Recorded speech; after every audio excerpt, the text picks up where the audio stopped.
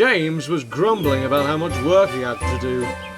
"I suppose I'm to shunt trucks and coaches as well as pull my trains," he complained. "How does the Fat Controller expect me to keep my trains on time when I'm worn out from all the shunting? Here, there and everywhere. That's where I am." "Rubbish," snorted Gordon. "You just rush around looking busy. It's the real work, the sort of work we do that counts," of James. Later on, the Fat Controller came round to give the engines their instructions for the next day. James was to shunt trucks in the yard, while Edward was to take trucks of heavy stone to the harbour. "Oh no," complained James. "Why do I always have to do the shunting while Edward gets a nice easy run to the harbour?" "You can take my trucks if you like," Edward offered kindly. "It'll make a nice change to do some shunting." James asked the Fat Controller, who agreed that the engines could swap duties. The next morning, James went happily to find the trucks. "This is easy," he puffed as he set off for the harbour. "What a lovely day I shall have."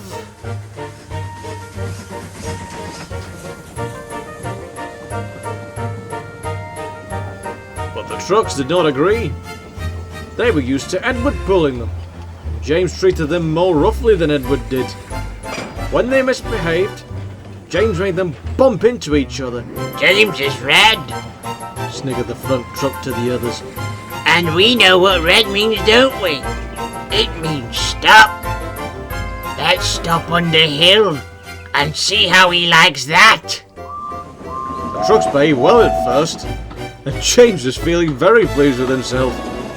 Then he started up the hill. "Something's wrong," muttered James. However hard he puffed and pulled, he couldn't seem to get very far. Then, to make matters worse, he felt his wheels grind to a complete halt beneath him.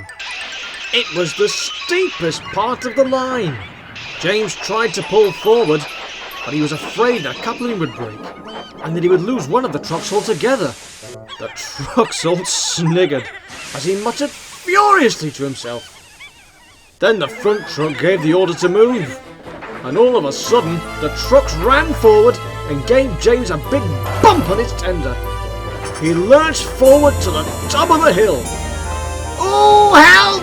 he wailed as the trucks pushed him faster and faster down the hill. "Help! I can't stop!"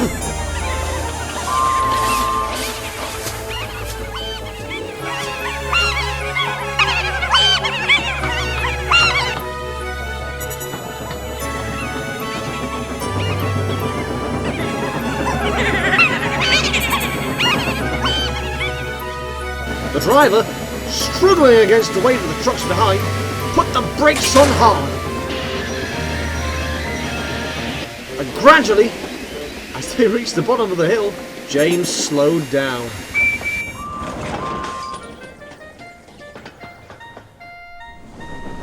By the time James reached the harbour, he was exhausted. When he had finished, he went wearily back to the yard, quite looking forward to doing some peaceful shunting. "Look, here's James back after doing some proper work. I expecting you to rest now." James pretended that he hadn't heard.